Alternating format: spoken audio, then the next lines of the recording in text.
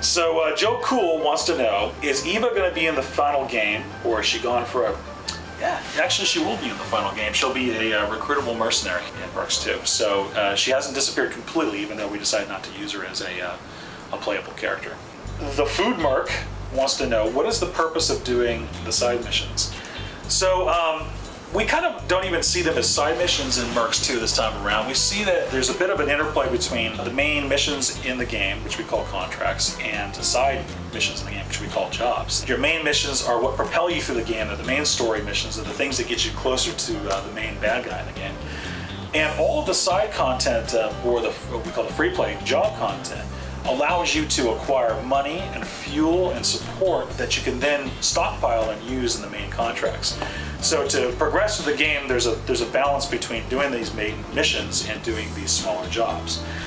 So the purpose really is to acquire resources. It's kind of like leveling up in our game. In the PS2 version, one of the reasons why you take jobs is because you want to get in good terms with the faction. And that's true, if you get in good terms with the faction or a particular person, member of that faction, they'll become your contact. Yeah. And then as your contact, you can meet them in the world again and purchase particular goods. You know, if they're happy with you, they'll sell you stuff, and then you can use those goods in your missions. Along with that point is that jobs are also a way that you can get back in a faction's good graces if you piss them off in some way. Merc 4321, contact, wants to know, will there be pistols in Mercs 2? Yes, there will be. Also wants to know is, will there be any cheats like in Mercs 1? Oh yeah. It's a convention. We're going to adopt it. We're going to have cheats all over the place. Taover wants to know, will there be separate maps like in Mercs 1 where you could travel from the north to the south provinces, or will it all be one giant map? So it's all one giant map this time around. I think nobody likes to have loads at all in their game. They want one contiguous experience without having to sit around and look at a screen, no matter how good it looks. It's the same thing for the PS2 version as well. Yeah. Just one big giant map. One of the biggest challenges that the Pi team had was just cramming all the data, making it all fit in memory at once on the PS2, but they've done a really good job in that respect. It's definitely the toughest challenge of any open world game is how do you make this one giant map where it's all contiguous, you have a lot of things happening at one time, and you allow the players to do anything that they want to at any time on the map. So we kind of went from the very beginning of the game and said, you know what, this time around we're not going to have the separate maps, but put everything together on one map, allow the players to go anywhere that they want to at any time on that the giant place and have the game work. And that's been a challenge, but you're going to be able to do it, so very cool. Oh, here we go. So here are a couple of PS2 questions. So, all right, cool. Okay, so DAH192 and Emo Hunter are asking, will the Mercs 2 PS2 version be the same as its older next gen and PC brothers, or will it be lower res or just be a little bit inferior? Well, so I should start answering this question by saying first that the PS2 version has a lot of the same features as the next gen version of the game. So the PS2 version has like the swimming and the boats. It's got the PMC stuff. It's got the sticky C4. It's got the action hijack mini games, the dense forest, the really good looking cities and stuff like that. So it's got Mark Donowitz. It's got me helping with the project. But yeah, at the same time, it's not a one-for-one copy. You know, there are going to be some things on the next-gen version of the game that aren't in the PS2 version of the game.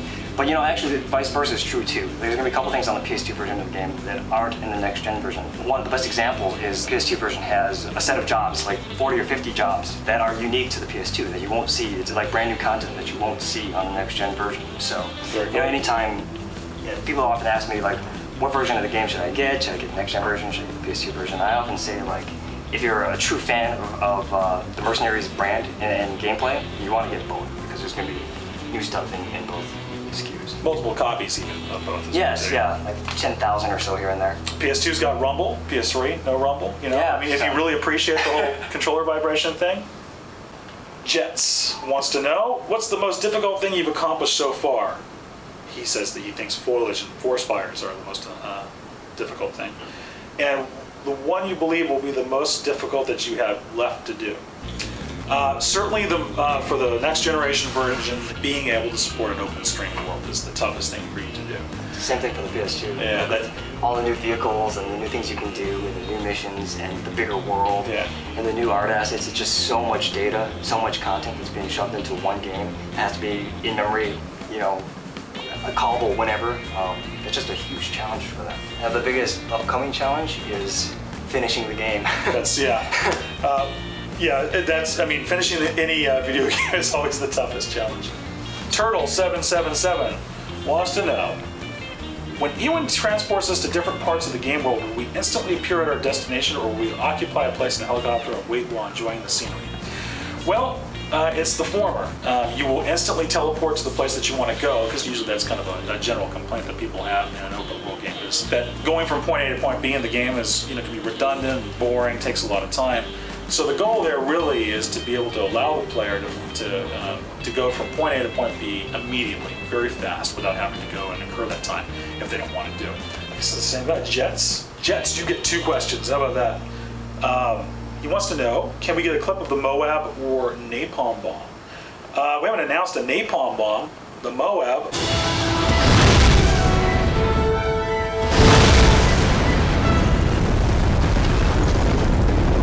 Wasn't that awesome? Wasn't that the greatest thing you've ever seen? Dude, wow, amazing. My whole face is blown away right now. Sullyman wants to know, is that huge boat on the trailer hijackable, the one with all the missiles?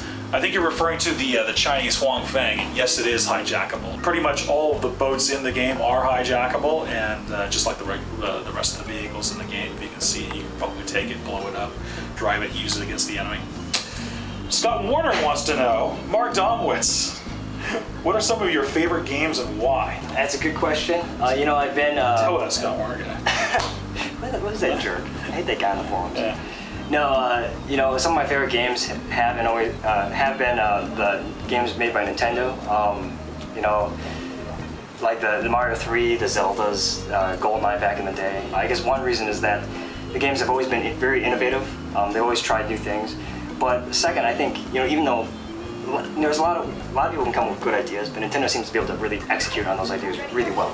So I guess that's it. That's all of our questions this time around. Thank you very much for watching and submitting your questions. I'm sure we'll do a few more of these before we ship this game.